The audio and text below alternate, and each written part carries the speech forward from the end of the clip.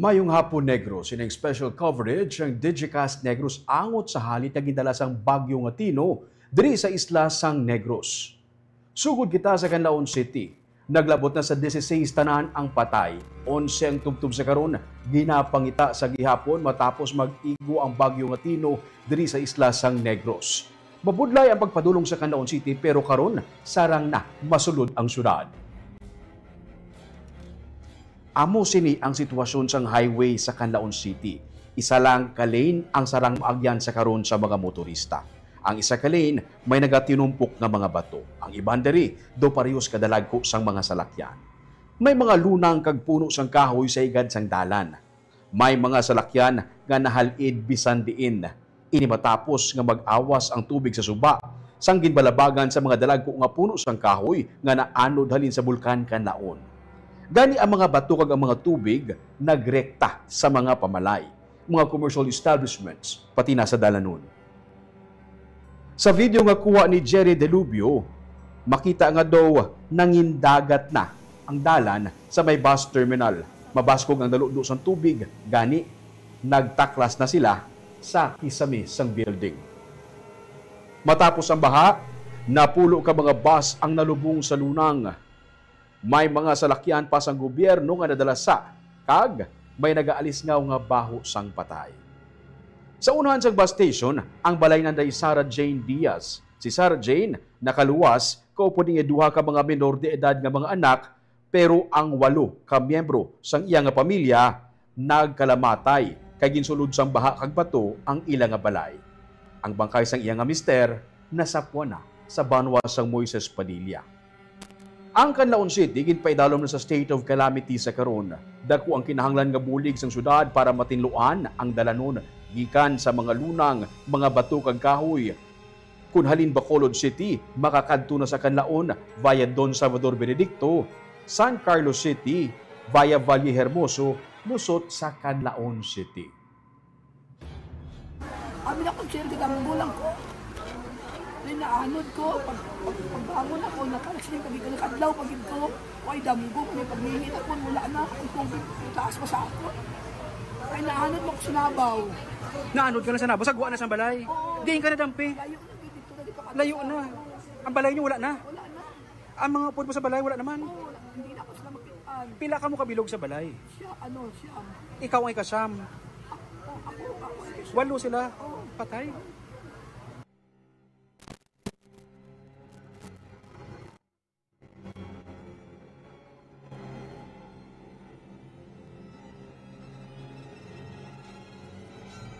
Samtang ang mga patay sa bilog nga Negros Island region bangod sang bagyo nga Tino ang nagdangat na sa 70. May 66 pangatubtub sa karon. Missing mga K9 units ang gingamit na sa pagpangita sa mga bangkay. Ang patay sa Negros Occidental bangod sang bagyo nga Tino nagdangat sa 53 kag 55 naman ang missing. Inibase sa 12 noon nga report sang Provincial Disaster Risk Reduction Management Office sang November 7. Sa Bago City, may ginasiling nga 8 nga gid-report nga napatay, 5 ang missing. Sa La Castellana, napulo ang napatay, 18 ang missing. Ang Murcia, may aras ng 2 ka mga napatay kag San Carlos City, 5. May 3 ka missing sa San Carlos City. Sa La Carlota, 3 ang napatay, 11 ang missing. Sa Hinigaran, may 8 ka napatay kag 2 naman ang missing. Ang Isabela, may 1 nga napatay kag 6 ang missing. Sa Moises Padilla, 6 ang patay, 12 ang missing. Ang Pontevedra kag Gimamaylan, may tig 1 ka patay. Ang Binalbagan, 4 ang patay.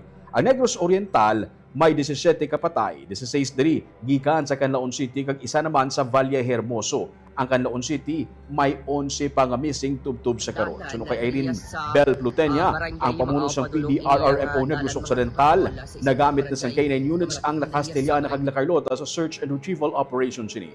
Gisiling naman ni Lieutenant Stephen Polinar, ang spokesperson sa Negros Oriental PNP, nga wala na sang available pa nga K9 units para sa Canlaon City sa karon.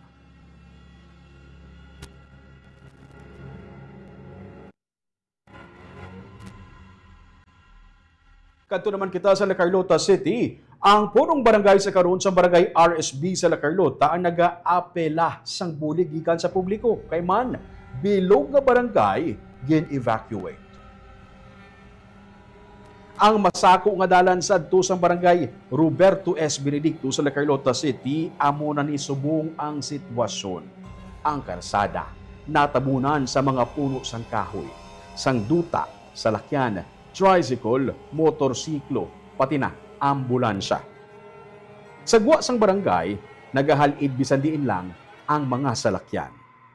Ang mga balay na puno sang lunang. Kinahanglan mo taklason ang mga kahoy, lunang, kag mga pagkabutang nga naanod sang baha para makalabay lang sa dalan.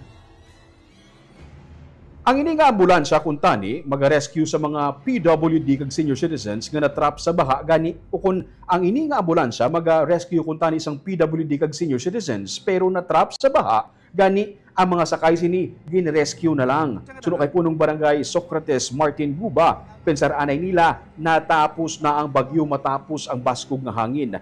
Wala silang magdahom, nga gulpi lang magbulyada mabaskog nga baha. Nga may upod nga mga kahoy kay nag-awas ang tubig sa suba. Ang eskwelahan nga amo kuntani ang evacuation center, ginsulod sa tubig, gani sa atop nagtiner ang mga evacuees imbis ka sa classrooms. Bilog nga barangay apektado gani gini-evacuate. May 4 nga nasapuan nga bangkay sa barangay, wala pa makumpirma ang mga missing. Ang taytay nga nagaangot sa barangay DSB kag barangay kung barangay DSB sa Pontevedra kag barangay RSB na Rusdakman. Nagaapila ang punong barangay sang bulig ilabi na pagkaon kag ininom nga tubig bangod sang ila nga sitwasyon. So ang amon evacuation center nga ara sa eskwelahan gisulod sa tubig ato na sa atop tanan ang amon pumuluyo. Nag-evacuate naglabot pag sa baba to. Sa babaw na sila. Ang evacuation center namon gisulod nagsaka na ang mga tao sa babaw sa atop para lang masalbat. Ang barangay hall hindi ka nagkagiho sa tao. Gutok-gutok. Gutok-gutok kay ang tanan nga pumuluyo para. Kapla anag amo ni anong gilantaw mo anong ginalinan? Tubig sa bukid kusog-kusogid. Kusogid ang tubig sa tubig. Ang sa bukid. Pagkatapos ini mga truso tanan halin sa bukid. Truso. Grabe nga natabo sa amon barangay. Amo na mga bayko kung sino may tagipusoon, tubig, mga used clothing, mga pagtaon nga makaon dayon sa tao kay subong niya kaya palibog kami kung ano ang mahimo namon sa Pumuluyo.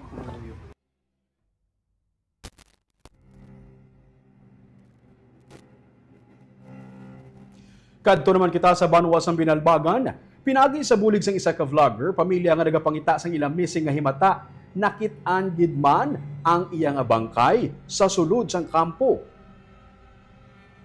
Nalabyan sang hinigaran-based nga vlogger nga si Choi Lando kon si Stephen Garilao ang isa ka pamilya nga nagapangita sang ilang nga himata. Istorya ni Choi Lando, sa iya nga pagkahibalo, nagabiyahe ang pamilya papauli sa Binalbagan sang maanod ang ilang nga salakyan. Naayawan ang pamilya pangita sang padre de pamilya. Kahapon, sa malabyan niya, sila kagin paluparan niya sang drone para mabuligan ang pamilya. Sa bulig sang drone, may nakit-an nga bangkay sa sulod sang kampo sa barangay Marina sa Banwasang Binalbagan.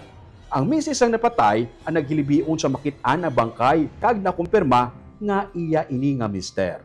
Suno pa sa kay Choi Lando, masubo pamatian ang hilibion sa isa ka misis pero para sa iya, dako man nga fulfillment sa iya nga bahin nga makabulig sa pamilya bisan paano kay inadlaw na ang ila pangit-anay sa ila nga himata.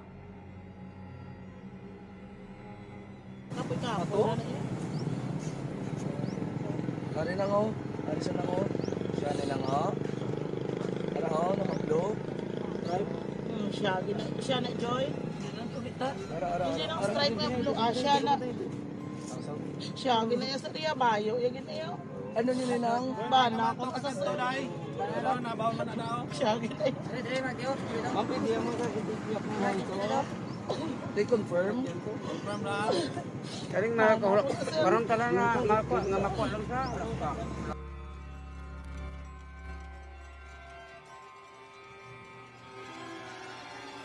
Sa Baguio City naman, 6 ang patay, 5 pa ang missing tubtub sa karon. Retrieval operation nagapadayon sa gihapon.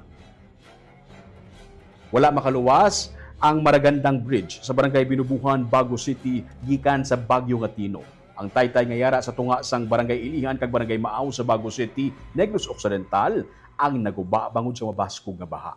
Ang taytay kag ang hanging bridge nagakonekta sa Barangay Binubuhan kag Barangay Maaw. Madamo man nga mga panimalay malapit sa suba ang ginanod sa mabaskog nga baha. Masobra sa 4 ka mga motorsiklo o kung may 4 ka mga motorsiklo ang ginanod man sang baha. As of November 7, suno sa CDRRMO, 6 ang patay, 5 ang missing sa Bago City.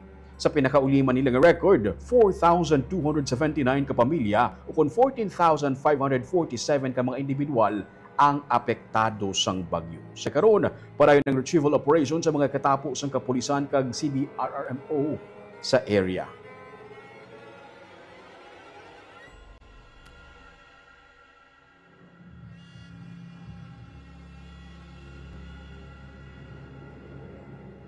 Subong adlaw ginapabot ka lubos nga mabalik na ang power sa mga feeders. Feeders pa lang sa Negros Power pero ang power supply sa mga pamalay mahimo mabalik sa masunod pa nga semana. Sa press conference kay ginpatigayon Biyernes ang aga sunod sa kay NEPC Chief Operating Officer Bailey Del Castillo, full restoration sang power sa mga feeders sa ginapaabot subong nga adlaw. Pero ang lubos kapag balik sa mga kuryente sa mga pamalay sa coverage ng Negros Power ang mahimo matigayon tubtub pa sa marason nga semana. Again, ginaliwata, ang pagbalik sa kuryente sa mga pamalay sa coverage ng Negros Power mahimo matigayon sa marason pa nga semana. Wala untat ang pagtrabaho sa mga personnel sa NEPC kasunod sang kahalitan nga natugas sang Bagyo Tino sa mga power lines sa ilang area of coverage. May 250,000 ka mga konsumidor ang NEPC. Yung talagang pressure na binigay nila sa amin na energize 100% the feeders.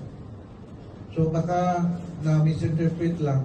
That's why ngayon, we really target kasi Friday na ngayon and ito yung promise na lahat ng feeders may energize and as much as fast as we can yung laterals also will follow. But dito in terms of houses we cannot really energize pa lahat ng houses as nakita ninyo ang situation ngayon na we need to add workforce.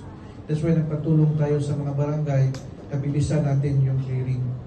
So the promise even by Saturday, it's not realistic. Not yung sa household level. Kasi ngayon, feeder level, yung sinasabi ko, lateral levels, and even sa secondary level. But majority na ngayon, makita ninyo yung total percentage na natin sa Bacolod alone, we will be reaching already to 80% and above.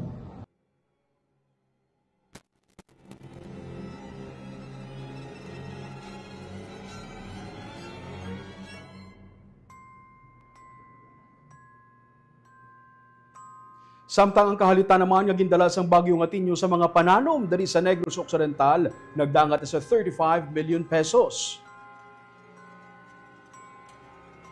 Inibase sa November 7 nga report nga ginrelease ang Office of the Governor. Kahalitan sa palay ang yara sa 24.8 million. Ang sa mais naman yara sa 387,682 pesos. Kang sa high value crops yara sa 3.2 million. Ang kahalitan sa fisheries yara sa 6.4 million pesos. Sa datos ng Provincial Disaster Risk Reduction Management Office, sa 11 a.m. nga report, may 242,809 ka mga persona sa bilog nga probinsya ang apektado sa Bagyo Tino.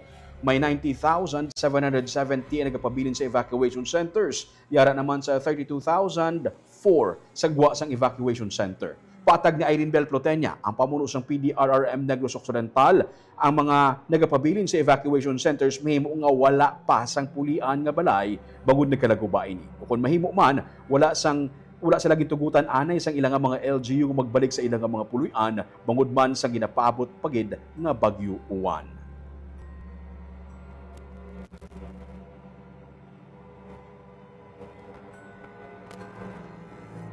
Kag speaking of Bagyo Uwan, sinigid lamang nga hapon as of 5 p.m. na pagwa na sa advisory ang DOST Pag-asa kag pila ka mga lugar sa Negros Occidental ginpaidalom sa wind signal number 1.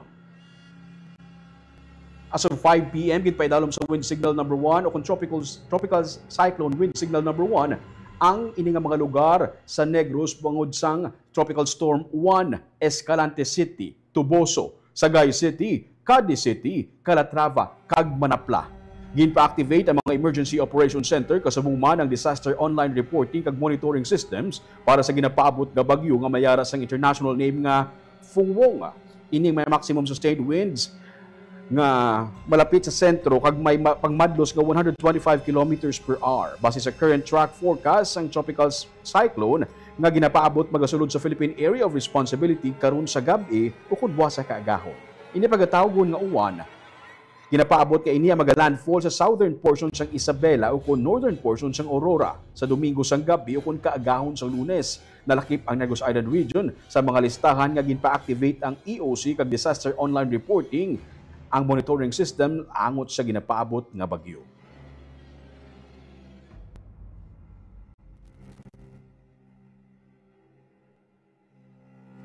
Ari anay pang padula stress ginagmay lang ha. Kay man ang mga Pinoy madiskarte, may kwarta sa bagyo. Pila ka mga residente nagpangsikop sa mga bangros nga nag-alawas gikan sa mga punong. Sa dalan Pasibukaw sa San Enrique, nagdalom ang tubig pag-igo sang bagyo nga Tino.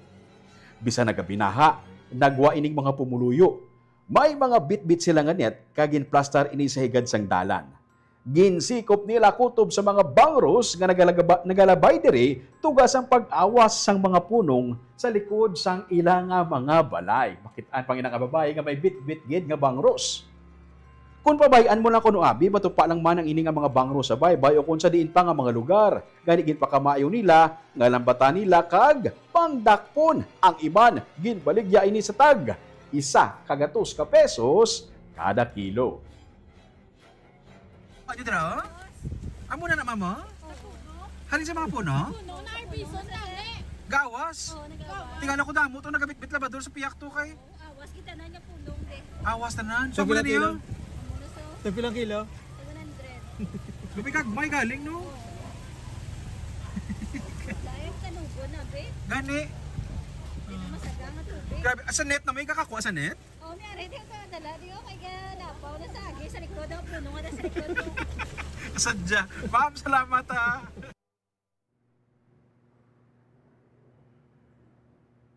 At least nakayuhom kita gamay no kay grabe gid katama ang stress nga gindala sa aton sining bagyo nga Tino.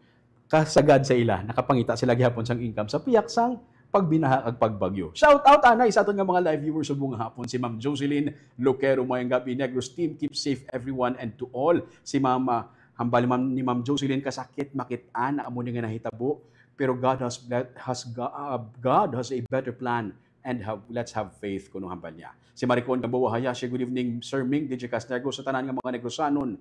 Maayong hapon from Japan, si Gerardo Marquez, maayong hapon DJ Cas kag Sir Roming Sobaldo. Keep safe everyone. Si Ma'am Chona Evangelista Garedo, good afternoon DJ Cas Negros. Watching from Singapore, si Sir Jonathan Tere, maayong hapon kuno sa tanan. Si Marvy Cipriano Aquino, good afternoon DJ Cas Negros. Si Ma'am Mirna Garrido Clavel, good evening DJ Cas Negros. Watching from Payao Binalbagan. Si John Randolph Rubin, happy birthday to my brother Nonoy Rubin. Si Gloria Bantigay, good evening DJ Cas NIR kag Sir Roming. Keep safe everyone hambal ni Ma'am. Kag si amo na sila.